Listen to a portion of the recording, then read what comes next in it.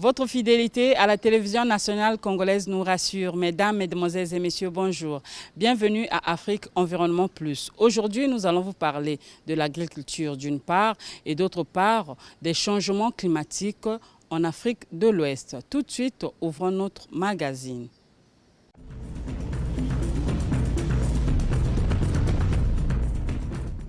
De retour sur ce plateau, notre premier sujet du jour parlera d'un agriculteur et éleveur de porcs et moutons.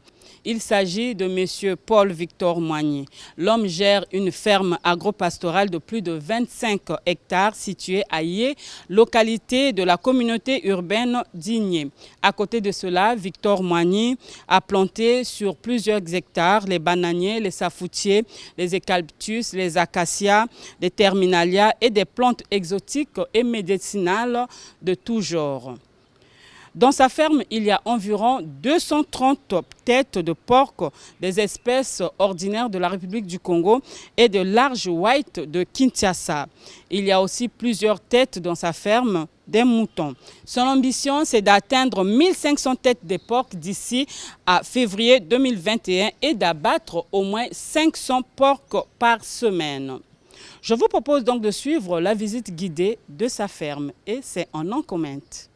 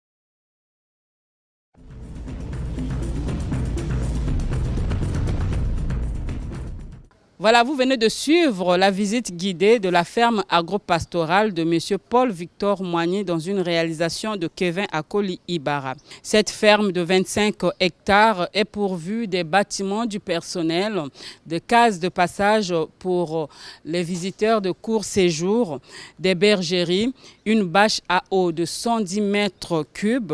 Paul-Victor Moigny nous a dit qu'il préfère mettre sur pied les choses qui résistent à l'épreuve du temps. On le suit.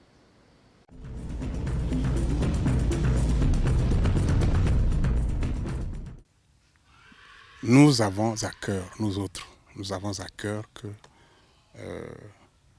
le développement de l'agriculture dans le pays soit vraiment une réalité. Moi, personnellement, je dis pour moi c'est ça.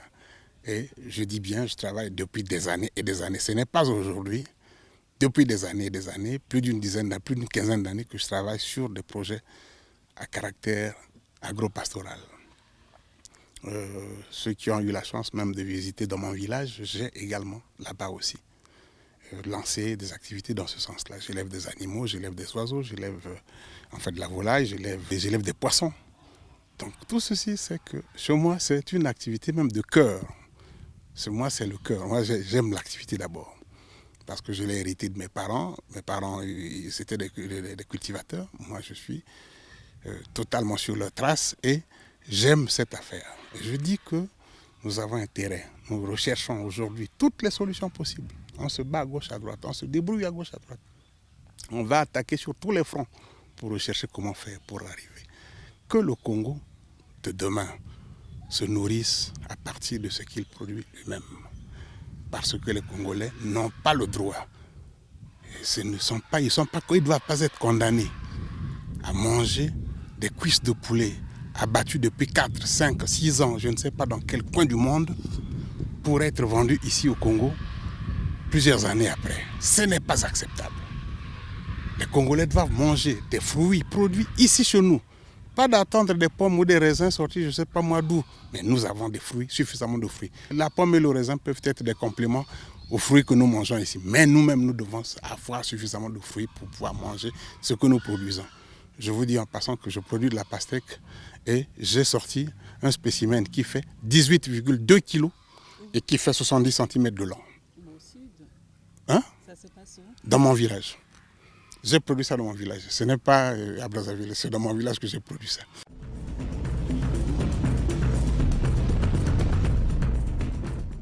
L'agriculteur et l'éleveur Paul-Victor Moigny aime communiquer sur son métier et aime participer à des grandes conférences et réunions internationales et nationales sur l'agriculture, l'élevage et l'aquaculture. Nous l'avions d'ailleurs rencontré à Amsterdam, aux Pays-Bas, le 25 février dernier, lors du forum Gros Congo Investir dans l'agriculture. Quelles ont été ses motivations à participer à ce forum? On le suit.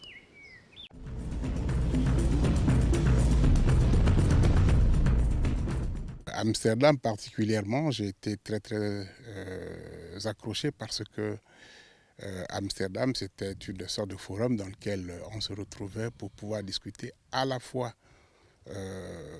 entre Congolais opérateurs dans ce domaine, mais surtout aussi, c'était la rencontre avec de potentiels investisseurs qui pouvaient venir s'intéresser à notre pays et surtout donc nous appuyer dans le cadre du développement de l'activité agropastorale. Et je me suis retrouvé à Amsterdam justement dans une période où j'avais par bonheur bénéficié d'une petite permission et puis j'en ai profité pour que je participe moi aussi à ce forum-là et c'est pourquoi je me suis retrouvé là-bas. Le bénéfice, ce n'était pas moi en tant qu'individu qu'il fallait tirer, c'est plutôt le gouvernement congolais qui devait d'abord tirer le plus grand bénéfice parce qu'il s'agit d'une activité qui a été organisée par le gouvernement de la République et que notre gouvernement donc, a voulu que l'on ait cette rencontre entre à la fois les potentiels ou les agriculteurs congolais et les potentiels investisseurs pour qu'ensemble nous regardions quelles étaient les stratégies à développer, quels étaient les moyens à mettre en avant, quelles étaient les capacités d'apport des uns et des autres pour que nous aboutissions à terme à ce que le gouvernement recherche, c'est-à-dire à une agriculture suffisamment développée, une agriculture commerciale, à un développement tourné vers les activités agro-pastorales, puisque aussi ceci fait partie de ce que nous avons appelé la diversification de l'économie.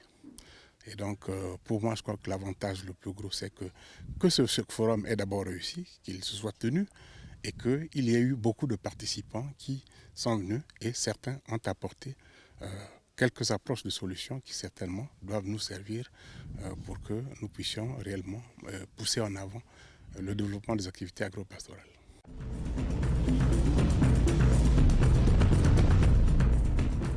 Paul Victor Moigny, par contre, déplore le fait que les autorités locales ne fournissent pas assez d'efforts pour chercher les moyens financiers afin de sponsoriser ou de subventionner l'agriculture.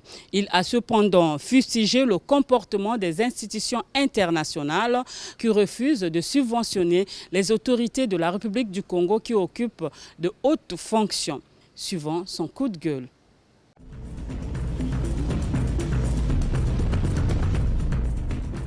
Nous avons un grand problème dans notre pays, c'est qu'aujourd'hui l'agriculture n'est pas financée, l'agriculture n'est pas aidée dans le cadre de son développement. Nous avons de temps à autre, on a mis en place des initiatives intéressantes comme le Fonds de développement agricole, on a mis en place aujourd'hui le PEDAC et autres qui sont en place, qui participent à la recherche des solutions évidentes pour un développement plus grand et plus harmonieux de l'agriculture et de l'élevage dans notre pays. Mais je crois que quelque part, il y a encore une insuffisance importante. L'insuffisance importante, c'est les financements en question. Les financements. Parce que quand je prends le cas du Fonds de développement agricole qui octroyait des prêts à hauteur de 20 millions, 30 millions. Bon, ça c'est très bien quand on veut, si c'est quelqu'un qui veut peut-être commencer une petite activité agricole, il va avoir 20 millions, 30 millions, s'il a la capacité il y va. Mais écoutez, regardez ce qu'il y a autour de vous. Vous croyez que 20 millions, 30 millions, ça représente quoi dans une activité comme ça? C'est rien du tout. C'est rien du tout. 50 millions ne représentent pas grand-chose ici. Et je pourrais venir encore plus près. La culture d'un produit comme le maïs, parce que je peux vous parler de ça avec une certaine aisance, parce que je l'ai pratiqué pendant de longues années. On ne peut pas produire du maïs avec 50 millions d'argent. Vous ne pouvez pas démarrer une grande production de maïs, vous ne pouvez pas. Si vous voulez faire du maïs et que vous devez réellement faire comme on parle de l'agriculture commerciale. Ce n'est pas pour aller cultiver 50 hectares, ça ne représente rien du tout. Vous ne gagnerez jamais d'argent, vous ne pourrez jamais produire beaucoup sur une surface de 50 hectares. Pour que ça devienne quelque chose de sérieux, il faut obligatoirement que vous alliez chercher plus loin. C'est-à-dire, vous devez attaquer des espaces. 400 hectares, 500 hectares, 1000 hectares. Et ça, pour le faire, ça demande de l'argent. Parce que pour cultiver 500 hectares de maïs, ça va demander énormément d'investissement, beaucoup d'argent au départ. C'est pourquoi vous voyez qu'ici, dans le pays, il n'y a pas beaucoup de producteurs de maïs. Sinon, les petits producteurs informels, ce n'est pas grand-chose. Mais si on doit arriver à avoir désormais une grande production de maïs, il faut obligatoirement qu'on mette beaucoup de ressources pour pouvoir permettre à ceux qui ont la capacité de le faire de produire du maïs. C'est-à-dire qu'un investissement de base qui doit être suffisamment conséquent, parce que figurez-vous, 500 hectares, vous n'allez pas demander aux enfants de prendre les machettes pour aller dessoucher comme on fait d'habitude. Non, il faut une machine pour pouvoir le faire. Le jour où vous aurez planté, mais pour pouvoir sarcler 500 hectares, vous avez beau prendre des équipes, je ne sais pas moi, de 30 personnes ou de 50 pour y aller, mais vous allez sarcler 500 hectares en combien de temps? Vous n'y arriverez pas facilement. Donc il faut que ce soit une machine qui le fasse. Mais pour récolter, vous allez le faire avec quoi? À la main? Merci, bravo les dégâts. Quand vous aurez commencé au premier hectare, au moment où vous arrivez au 50e hectare ou au 100e hectare, vous avez déjà toute la production est déjà complètement gâtée. Donc les charançons ont déjà pris possession de vos maïs et vous n'aurez plus grand-chose. Donc il faut que tout ça se passe avec une machine. Donc la machinerie est vraiment importante parce qu'il faudra sécher après. Sécher le maïs, ça demande, il faut que ce soit, on ne va pas faire comme on fait d'habitude, mettre au soleil sur une natte pour dire voilà on sèche le maïs. C'est pas comme ça. Il va falloir mettre une machine pour que le maïs passe sur une bande qui chauffe et qui sèche le maïs. Et après, il faut des silos de conservation, n'est-ce pas? Des silos. Les silos de conservation, parce que si vous laissez votre maïs dans des sacs, dans un coin d'un hangar, merci, bravo, les Charançons ont trouvé leur aliment, ils se nourrissent tranquillement et vous n'aurez pas de maïs par la suite. Vous voyez, il y a autant de choses. Donc ça demande, vous voyez, quand vous faites la somme de tout ça, ça demande beaucoup d'argent pour pouvoir investir au départ. Mais qui doit trouver les financements? Je dis, c'est l'État, parce que c'est d'abord notre souche. C'est l'État, c'est le gouvernement qui doit trouver les financements.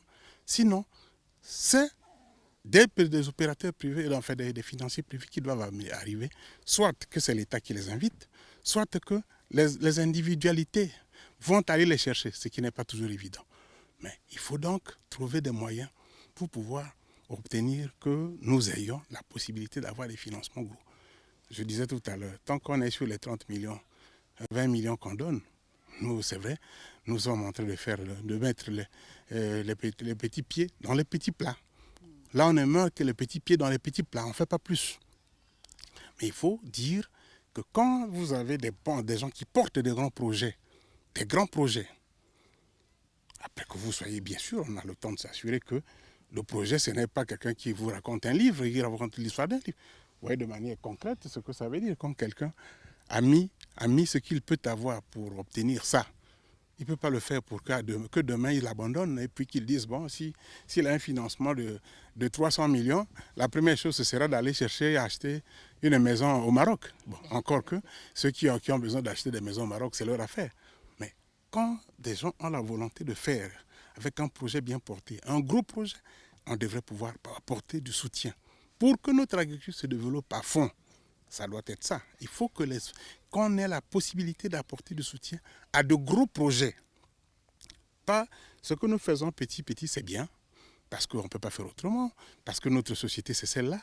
Mais il faut savoir qu'il faut quand même rechercher par là, ceux qui portent de gros projets et qui sont susceptibles de faire que ces projets se développent réellement et finalement boostent le développement de l'économie. Je parle de ça parce que je vois dans le cadre du PEDAC par exemple, moi j'ai discuté avec les autorités du PEDAC sur une affaire, sur une question. On me dit que non, au PEDAC, on ne peut pas apporter du crédit, on ne peut pas apporter du soutien à des autorités comme vous, comme moi par exemple. Bon, écoutez, ça c'est la Banque mondiale qui dit. Je dis écoutez, dites à la Banque mondiale de sortir de ces schémas qui sont des schémas qui n'ont aucun sens. Parce que je ne suis pas le général. Quand je suis ici, ce n'est pas le général. C'est l'agriculteur, c'est l'opérateur économique. Donc si l'opérateur économique présente quelque chose qui est visible, que vous pouvez voir, on peut tester, on peut se rendre compte qu'il y a un projet réel qui existe, traitez avec lui. Ne regardez pas si l'opérateur économique en question, il a le titre de ministre. Ne regardez pas si l'opérateur économique en question, il a le titre de général. Comme moi, je ne voyais pas si l'opérateur économique était un directeur général d'une entreprise. Non. Et ce sont des opérateurs économiques en ce moment-là qui mettent en avant un projet précis que l'on peut contrôler, on peut vérifier, on peut suivre. Donc au lieu de dire non, et la Banque mondiale a dit, vous des autorités comme vous ne pouvez pas être éligible au projet. Je dis bravo, mais écoutez, vous êtes sûr que c'est ma tante qui est assise au village qui va pouvoir porter un projet de 50 millions ou bien qui va porter un projet de 100 millions. Mais elle ne portera jamais elle est incapable de le faire. Mais voilà. Et puis, nous avons un deuxième problème, c'est que nous avons toujours dans le sens de ce que nous avons, de ce que nous faisons, un peu comme d'habitude. On travaille trop sur des schémas stéréotypés. Les schémas stéréotypés. Bon, comme la Banque mondiale a dit, ce sont les coopératives. Je peux vous poser la question tout simplement de savoir, pour me dire aujourd'hui quelle est la coopérative qui existe au Congo depuis 1975, qui existe jusqu'à aujourd'hui. Bon, écoutez. Il y en a, on va chercher, certainement qu'on ne trouvera pas. Demandez depuis 1980, peut-être qu'on ne trouvera pas. Donc ça veut dire quoi? Ça veut dire que le phénomène par lequel on pense que le développement doit passer forcément par les coopératives, ce n'est pas de mon point de vue. Je ne dis pas que c'est faux, je ne dis pas que ce que l'on pense est faux, mais je dis de mon point de vue, je pense qu'il ne nous amènera pas quelque part, pas assez loin. Pourquoi? Parce que les coopératives, ça c'est la Banque mondiale est en train de nous imposer le modèle de l'Afrique occidentale. Parce que les gens de l'Afrique occidentale, oui, ils sont habitués depuis toujours à travailler en coopérative. Même ils mangent en coopérative à la maison. Tout le monde mange dans la même assiette. Mais ici au Congo, quand vous créez la coopérative, elle naît un jour. Et puis dès qu'il y a un financement, le lendemain après, les gens se battent, ils se cognent dessus, chacun prend sa part et disparaît. Mais donc il faut sortir de ça, il faut sortir de cette appréciation de penser que ce sont les coopératives. Non, dites que la Banque mondiale se rende compte que nous, on n'y est pas encore. On va pousser tout doucement aussi. On va faire en sorte que les coopératives naissent et grandissent, oui. Mais cependant, aujourd'hui, on ne peut pas prendre ça comme étant le point fondamental sur lequel on doit s'appuyer pour dire on va financer le développement agro-pastoral dans notre pays. Je crois que ce n'est pas la bonne approche. Moi, je regarde là sur les écrans de la télévision, par exemple. On vous dit au Cameroun, bon, on a mis à disposition 52 milliards rien que pour la production de la banane. Vous vous rendez compte? On dit oui, l'État a mis 52 milliards pour la production de la banane. Donc ça c'est la filière banane uniquement. Donc on ne parle pas de l'agriculture de manière générale, on dit seulement filière banane, 52 milliards. Bon, avec 52 milliards. Là, c'est donc qu'il faut rechercher des bons projets, de grands projets qui puissent permettre que cette filière se développe. Pareil aussi, si demain on doit faire pour le maïs, si on doit faire pour le manioc, si on doit faire pour ceci, pour cela, on peut dire, voilà. Mais ça, il faut que nous sortions, il faut que nous arrivions réellement à regarder la chose avec un peu plus de réalisme de chez nous. Aussi bien le gouvernement, moi j'ai toujours sollicité, souhaité que le gouvernement apporte plus, que le gouvernement donne un peu plus d'enthousiasme dans la manière d'apporter le soutien, parce que ce que nous faisons jusqu'à présent, de mon point de vue, n'est pas encore assez. Bon, on me dira qu'aujourd'hui, dans la situation d'aujourd'hui, ce serait trop demandé. C'est vrai, on ne peut pas demander aujourd'hui à l'État de faire plus qu'il nous faut. Il n'y a pas les moyens, nous sommes d'accord. Mais quand nous aurons les possibilités de faire, essayons de faire encore mieux. Qu'on soit plus hardi, en donnant plus, et surtout en ciblant très bien les projets qui seront porteurs réellement d'un développement, parce que ce sont de grands projets. Donc il faut que le gouvernement prenne la chose en main avec une dynamique. Moi j'apprécie beaucoup le ministre Njombo a amené beaucoup d'initiatives intéressantes, beaucoup d'initiatives intéressantes. Dans ce sens-là, en allant déjà, en recherchant auprès des banques comment on devrait pouvoir faire pour y arriver, ainsi de suite. Ça, c'est déjà de très très bonnes initiatives et je crois que ça devrait être encouragé davantage. Il faut que nous puissions continuer dans ce sens-là, savoir que ce n'est que de cette manière, qu'en acceptant de sortir de l'argent donné à ceux qui sont en train de mener des projets, que nous sommes capables de, à la fois, en se faire rembourser et à la fois, on développe le pays sur le plan agro-pastoral comme le pays le souhaite, l'agriculture qui doit devenir la priorité des priorités. Moi, j'ai ça comme slogan en moi et c'est pourquoi chaque jour, je travaille à faire quelque chose dans le cadre de l'agriculture.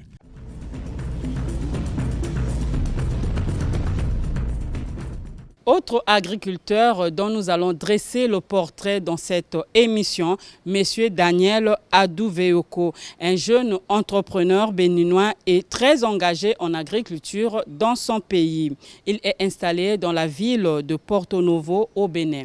Daniel Adouveoko nous raconte son aventure pour devenir agriculteur et sa réussite dans ce domaine très noble. On le suit.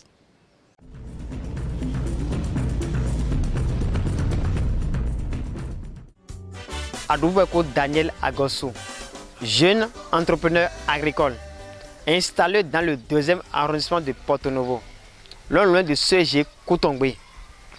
Je produis des légumes maraîchers, fruits, racines et feuilles. Je fais aussi la production animale. Je me suis installé depuis 2016.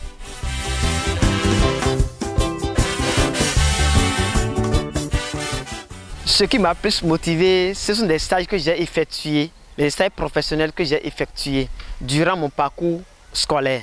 surtout dans l'agriculture.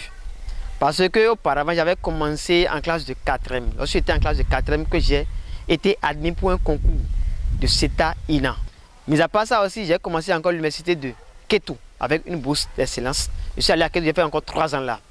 Mais durant mes stages professionnels, j'ai rencontré plusieurs paysans, plusieurs producteurs qui sont vraiment à l'aise, même que moi qui avais même travaillé dans une ONG. Mais surtout, ce qui m'a plus encore inspiré encore, c'est le stage que j'ai fait encore au Songhai. J'ai remarqué qu'il produit en quantité. Et ce qu'il produit, quand on voit même celui qui produit, ce qu'il gagne dépasse même son salaire. Avec tous les bagages intellectuels que j'ai reçus durant mon parcours, et maintenant je vais dire que j'irai travailler pour quelqu'un d'autre, là ça ne peut pas m'arranger. Et s'il est ainsi, je vais m'installer. Mais installer à quel fond? Il n'y a pas de moyen en ce moment. Là j'ai dit, s'il est ainsi, je vais débuter d'abord sur la parcelle de ma maman. C'est là que je me suis jeté à l'eau.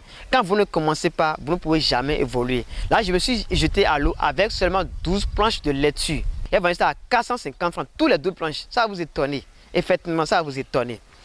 Si cela m'est arrivé, c'est parce que je ne me suis pas rapproché des anciens qui cultivaient ça avant. Je me suis dit que je suis déjà un étudiant, j'ai étudié l'agronomie, j'ai fait ci, j'ai déjà fait des stages. Et là, je me suis jeté sans même conférer à ceux qui étaient même déjà installés. Et ça qui m'a plus frappé. Je n'ai pas regardé la période, je n'ai regardé aussi la variété qui est mieux à cette période-là pour pouvoir cultiver. Ma maman s'est découragée, mes parents aussi se sont découragés. Ils disent que mais ce que mon enfant est en train de faire, il faut mieux aller travailler dans une ONG, il faut mieux attendre d'abord un recrutement de l'État. Et à ce moment-là, MAEP, son fonctionnaire, le ministère de l'Agriculture, de l'élevage et de la pêche, recrutait les gens au niveau de MAEP. Mais j'ai dit que bon, sans vous mentir, je ne pouvais plus travailler pour quelqu'un. Il faudra que je décide quelque chose, j'ai déjà décidé. Si vous commencez à improviser, vous avez des obstacles. Les obstacles qui sont même vos parents, les obstacles qui sont même les cultures que vous êtes en train de cultiver. Ce que j'ai fait dans ce cas, j'ai dit que si l'intensité, je suis parti maintenant me conférer aux anciens, ceux qui se trouvent dans mon arrondissement, ceux qui cultivaient dans ma commune. Je suis allé les voir, ceux qui m'ont même appris ça sur l'État. J'ai appris dans quel moment il faut cultiver telle culture, à quel moment il faut cultiver telle variété, est-ce que telle variété est mieux pour le marché, sur quel marché il faut vendre. Là, j'ai d'abord sillonné ces camarades-là. La période où je suis parti, j'ai quitté chez eux, ils m'ont dit que de faire du concombre. Et j'ai fait au moins 20 à 30 planches de concombre, j'ai gagné pas possible. C'est ça qui m'a donné encore plus de l'an. Et ça va encore donner la confirmation chez mes parents, la confiance encore chez mes parents. Et mes parents ont dit que si l'intensi là, tu peux aller encore plus en avant. Mais alors, nous parlons maintenant, je suis plus de 250 planches maintenant sur mon site. Vraiment, je suis très content de ce que j'ai obtenu comme résultat.